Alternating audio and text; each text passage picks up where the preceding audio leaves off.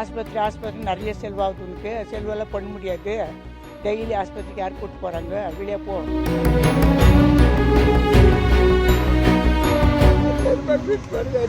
சாப்பிட்டு கொஞ்சாவது காசு கொடுறா, ₹1 வாங்க முடியாது, வெளியே போ. 2000 ரூபாய் கொடுத்துட்டு நீ எங்கேயோ பழிச்சுக்கம்மா, இங்கெல்லாம் வேண்டாம், நோய் அழிஞ்சிக்கிட்டு இருக்காது அந்த ஹோம்ல சொல்லிட்டாங்க. அம்மா உன் மருமக சாகடிச்சு சொல்லிட்டம்மா, 6 லட்சம் கொடுத்துருக்காங்க. இப்போ உண்மையா போய் அது கடவுள் தெரியும்.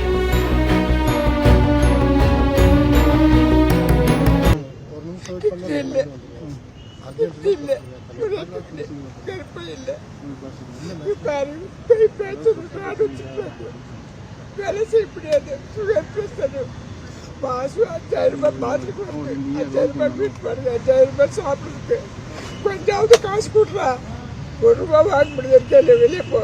கொடுக்க மாட்டேன், போயிலையா இப்படிலாம் சொல்றேன். இப்போ இவ்வளோ நாள் எங்கே நீங்கள் சாப்பிட்டு இருந்தீங்க?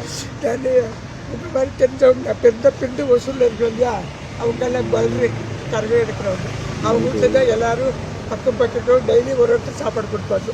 அங்கே தான் இருந்து அவங்களே 60,000 செலவு பண்ணாங்க. எனக்கும் அவங்களே காரில் கூப்பிட்டு வந்தாங்க கேட்கறதுக்காக. நீங்கள் 3வது ஆள் வராது எப்போன்னு சொல்லிட்டு நாங்கள் மரியாதை இல்லாமல் எங்களுக்கும் நான் வரல, நீங்கள் போகும்போது சொல்லிட்டாங்க அவங்க. இப்போ நான் ஒன்றியே தான் வந்தேன், அவங்க தான் காசு கொடுத்து வந்துட்டாங்க, 5000 ரூபாய் கொடுத்து சொன்னாங்க. இப்போ நீங்கள் எங்கே போவீங்க? நான் ஒசூர் தான் போவேன். காசு வச்சுருக்கீங்களா? அதான் பஸ் சார்ஜ் காசு கொடுத்துருக்குறாங்க, ஒசூர் தான் போவேன். அம்மா ஒரு வார்த்தை சொல்லி அவங்ககிட்ட ஒரு அமௌண்ட் கொடுத்து நான் இந்த பக்கமே வர மாட்டேன் தங்க. நான் பழகிற பேர் இல்லையா அனுப்புனது யார் வீட்டுக்கு? வீட்டுக்கு அவங்க போக சொல்லக்கன்னா ஹோம்லெஸ் எடுத்துறேன்னு சொன்னாங்க. போய் சேர்ந்தா பார்த்தா அங்கே பிடிக்கல.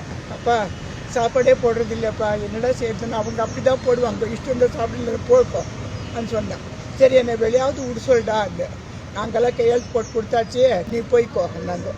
அந்த ஓனர் என்ன சொல்கிறா, அம்மா உன் மருமக சாகடிச்சு சொல்லிட்டம்மா, 6 லட்சம் கொடுத்துருக்காங்க. இப்போ உண்மையாக போய் அது கடவுள் தெரியும், நான் நம்பல. 6 லட்சம் கொடுத்துருக்குறாம்மா, நீ சொல்கிறியா அண்ணன். பாப்பா வந்து கேட்டா, பாப்பா 6 லட்சம் கொடுத்து என்ன சாகடிச்சு சொன்னியம்மா, நீ சொன்னியம்மா கேட்டு சொல்லிருந்த பெண்ணாச்சு சொல்லி பெண்ணாச்சு அந்த பொண்ணு. இவன் வாய்க்கு வந்து அப்படின்னு அசிங்க அசிங்கமா ஒரு வார்த்தை கூட நல்ல வார்த்தை கிடையாது. என் பேர் ஜெயம்மா, எனக்கு 2 பொண்ணு ஒரு பையன். நான் வந்து இப்போ ஒசூரில் இருக்கிற, அவங்க இருக்கிறது பீலமேட்டில் இருந்தீங்க ஃபஸ்ட்டு, இப்போ வீடு கட்டிட்டு கோயில்பாளையம் போயிட்டீங்க. அதான் வீடு சேர்த்து மாட்டாங்கோ. ஆஸ்பத்திரி நிறைய செலவாகுது உனக்கு, செலவெல்லாம் பண்ண முடியாது. டெய்லி ஆஸ்பத்திரிக்கு யார் கூப்பிட்டு போகிறாங்க, வெளியே போ, நீ எங்கோ பழிச்சிக்கோ, நீங்கள் சேர்த்து வைக்கல எதுவும் சொல்லிட்டாங்க. அப்புறமா கொண்டு போய் ஹோமில் விட்டாங்க. அங்கே சாப்பாடு சரியில்லை, வேண்டாம் தங்கோ, ரொம்ப நோய் அழிஞ்சிருக்கிறது, இருக்க மாட்டேன்னு சொன்னேன். இந்த இருள் என்னங்க வெளியே போன்னு சொல்லிட்டு அமுச்சுட்டாங்க. அந்த ஆள் சொன்னேன், அப்போ என்னை வெளியே விட்டுருன்னு சொல்லிட்டு. அவன் 2000 ரூபாய் கொடுத்துட்டு நீ எங்கேயோ பழிச்சிக்கம்மா, இங்கெல்லாம் வேண்டாம், நோய் அழிஞ்சிக்கிட்டு இருக்காதே ஹோமில் சொல்லிட்டாங்க. நான் வந்து வீட்டுக்கு போனேன், சேர்த்துல. அப்புறமா சரின்ட்டு ஒசூருக்கு போனேன், சொந்தக்காரர் எங்கள் தெரிஞ்சவங்க எல்லாம் இருக்கிறாங்க. ஒசூருக்கு போனதுக்கு அவங்க என்ன செஞ்சாங்க, உங்கள் பையனை ஒரு வாட்டி போய் கேட்டுடலாம், ஏப்பா எப்படி சரின்னு சொல்லிட்டு அவங்களே ஒரு 60,000-70,000 செலவு பண்ணியிருக்காங்க. கூப்பிட்டு போயிட்டு கார் பண்ணிவிட்டு 4-5 பேர் வந்தீங்க. ஒரு வாட்டி வந்தீங்க, அவங்க இல்லை வீட்டில், திருப்பி போயிட்டீங்க. திருப்பி வந்தீங்க, வந்தால் இருந்தாங்க. வந்ததுக்காக்கா நீங்கள் 3ஆவதுங்கக்கா, உங்களுக்கு எங்களுக்கு சம்மந்தம் கிடையாது. இப்போ உங்கள் எதிரில் நான் அவளுக்கு லட்சக்கணக்கில் காசு கொடுத்தா அவள் நாளைக்கு வந்து இல்லைன்னு சொல்லுவாள் அப்படின்னு சொன்னேன். என்னப்பா செய்யணுன்னா அவங்க சொந்தக்காரர் யாராவது கூப்பிட்டு வரட்டும். இப்போ நீங்கள் மாவட்ட ஆட்சியர் அலுவலகத்தில் புகார் கொடுத்துருக்கீங்களா, நீங்கள் என்ன பண்ண போகிறீங்க? எதுவும் கொடுக்கல.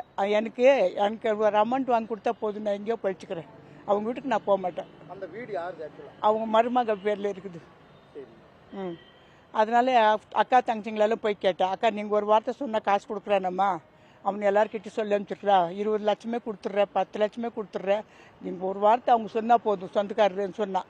சரி இங்கேருந்து போயிட்டு நாங்கள் எங்கள் அக்கா பையன்கிட்ட ஃபோன் போட்டு கொடுத்துங்க.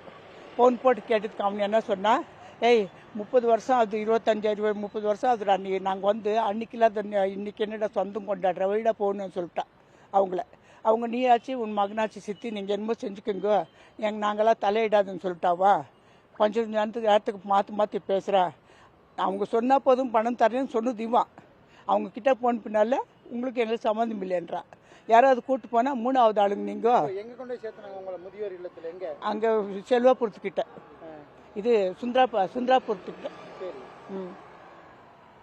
அவங்க 2000 கொடுத்து நீ எங்கே போய் பழிச்சுக்கம்மா பாவம் என்னத்துக்கு இந்த நோயாளிங்கக்கிட்ட உனக்கு நோய் வந்துடும் போம்மா நம்பிச்சிட்டாங்க அவங்க.